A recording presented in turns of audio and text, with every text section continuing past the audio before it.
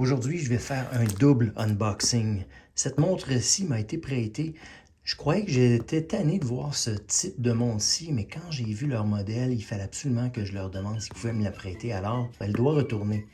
Celle-ci, c'est la mienne, vous allez voir. Donc, allons-y avec l'unboxing. Moi, c'est François, et c'est Time to Watch.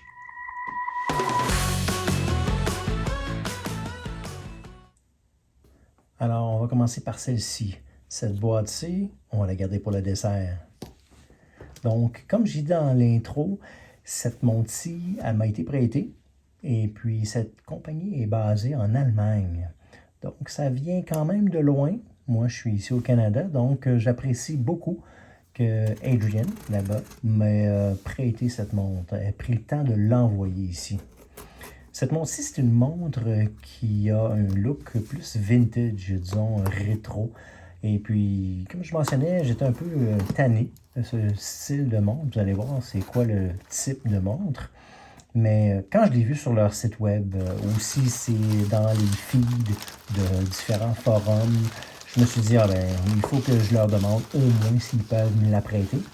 Alors, je leur remercie. Et puis, la voici la boîte. Il y a aussi une enveloppe, vous le voyez, c'est marqué ESA automatique. Donc, on va voir ce qu'il y a dans ça un petit peu plus tard. C'est une montre 1972 Diver Blue. Donc, c'est tout simplement une reproduction du type de montre qui ont sorti en 1972 par ESA. Et puis, évidemment, c'était une montre de plongée. Maintenant, Adrian a décidé de mettre des composantes un petit peu plus modernes. L'enveloppe est une enveloppe standard. Puis on voit sur le dessus ESA automatique avec un genre de simili-cuir. Et puis la boîte est standard. C'est une boîte qui est quand même assez solide. C'est bien apprécié. Et à l'intérieur, on voit la montre est comme dans un petit nid de coussins. Et la voici. Donc, vous voyez, c'est quoi je voulais dire par une montre vintage? Vous voyez sur le dessus ici où il y a un genre de produit pour le protéger et il y a un bracelet en caoutchouc pour pouvoir le changer. Donc, sortons ça ici. Donc, toutes les montres que Adrian envoie à ses clients, il y a comme un genre de petit un sceau d'approbation, disons. C'est tout simplement pour prouver que c'est une montre qui est neuve puis qui a été testée. Et puis, on va le voir dans la revue approfondie, là, mais je crois qu'il calibre ses montres. Donc, c'est assez sobre, c'est très balancé, c'est très luisant. Il y a des beaux reflets avec la lumière. On voit la loupe qui est en céramique et puis ça n'égratigne pas. Pareil comme le cristal sur le dessus. Il y a des marqueurs appliqués. On voit aussi sur la couronne qui est vissée, qui est signée aussi. Et puis cette couronne-là, lorsqu'on la tire au complet, on peut ajuster l'heure. Ensuite, on repousse et puis on peut monter la montre. Si vous l'entendez, c'est un mouvement suisse, on l'entend bien. Et puis lorsqu'on tire juste un petit clic, on peut changer la date. C'est tout simple que ça. Donc, on repèse le tout pour tout revisser. Vous allez le voir sur le cadran tantôt, mais c'est une montre de 200 mètres, c'est une montre de plongée. On voit les marques autour de la loupe qui fait le tour. Ce n'est pas juste les premiers 15 minutes. Puis on voit aussi la loupe qui est comme un petit dôme, un genre de petite boîte qui représente un peu les vieilles montres comme dans le temps. Et puis on voit c'est un petit peu plus mince, un petit peu plus plat, c'est très luisant. On voit aussi les coutures sur le bracelet qui va bien avec les marqueurs sur la montre elle-même. Si on regarde le dos de la montre, on voit que c'est un dessin d'un plongeur. Ouais, si je le mets à l'endroit, on le voit mieux. Donc, vous voyez le plongeur en dessous de l'eau. Et puis, on voit autour, il y a les marques normales. On voit que c'est en dôme. On voit aussi que c'est un dos qui est vissé, donc qui donne le plein potentiel des 200 mètres de résistance à l'eau. Alors, si on regarde le cadran lui-même, vous voyez les marques en bas à 6 heures. Donc, c'est marqué 20 atmosphères pour la résistance. On voit aussi le nom de la montre, ESA automatique. Et puis, on voit qu'il y a un beau look vintage, comme je disais. On voit la boucle qui a des angles, c'est très anguleux. Et puis, elle est signée aussi. Et puis, j'aime beaucoup ce look, ce feel. Donc, laissez-moi la mettre sur mon poignet. Et puis ensuite, on va regarder ce que j'ai gardé pour le dessert. Alors, la voici sur mon poignet de 18 cm. Comme j'ai mentionné, le dos du boîtier est arrondi. Donc, sur mon poignet, ça paraît un peu moins épais pour une montre de 200 mètres de résistance. Un beau contraste. Et puis, on voit le look vintage. Donc, allez voir ce qu'il y a dans cette enveloppe. Et puis, on le voit, c'est le même sceau que sur la montre en tant que telle. Et puis, par le profil qu'on voit ici sur le dos et puis aussi sur le dessus, ça semble être un outil. Donc, allons voir ce qu'il y a à l'intérieur. Alors, comme vous voyez, je n'ai pas pu casser le sceau, mais vous voyez, c'est le même sceau que sur la montre elle-même avec le logo ESA. Donc, une belle touche.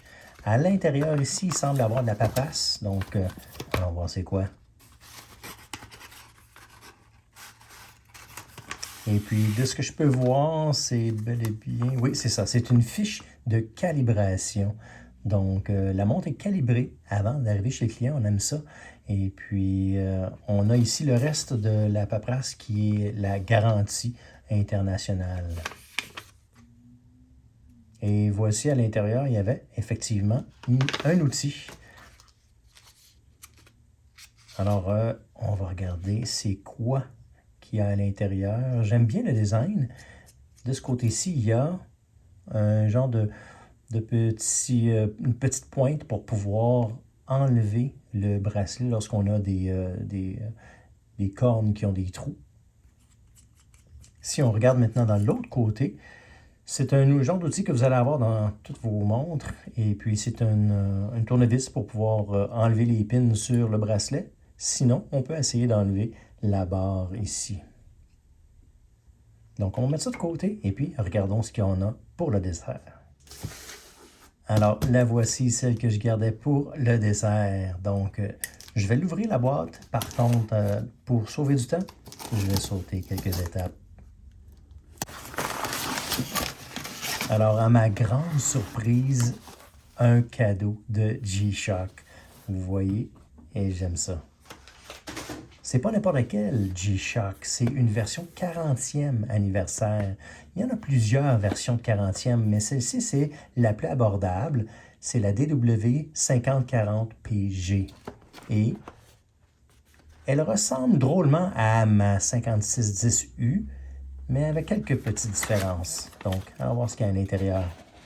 À l'intérieur, vous voyez, c'est comme une expérience différente que la dernière fois. Parce que vous voyez, ça c'est un G, et puis c'est un genre de matériel recyclable, à l'opposé d'avoir un genre de boîte en métal.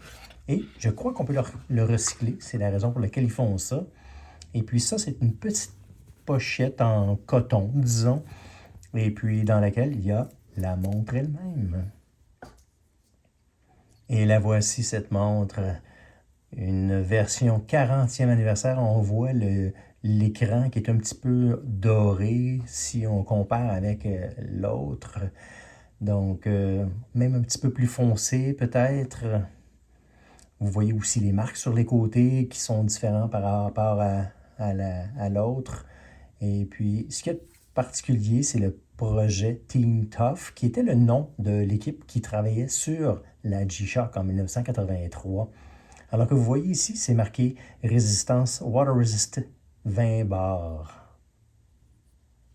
Mais la grosse différence pour cet anniversaire, c'est le dos. Vous voyez le logo avec le G-Shock 40e anniversaire, mais aussi le matériel, c'est de la recristallisation. Et puis, c'est un méthode de durcissement aussi en même temps. Il y a aussi une différence, vous voyez le doré sur le boîtier, le bracelet qui est à peu près le même caoutchouc que les autres. Le recristallisation aussi sur le garde. Et vous voyez ici, c'est marqué « Since 1983 », donc 1983.